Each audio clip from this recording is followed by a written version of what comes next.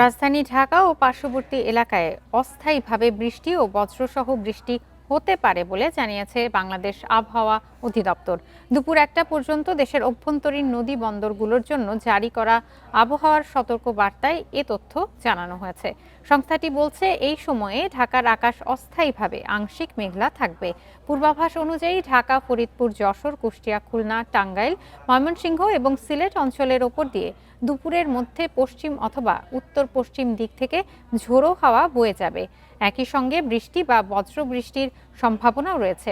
এ সময় বাতাসের গতিবেগ ঘন্টায় ৪৫ থেকে ৬০ কিলোমিটার পর্যন্ত হতে পারে। পাশাপাশি দেশের কোথাও কোথাও মাঝারি থেকে ভারী বর্ষণও হতে পারে।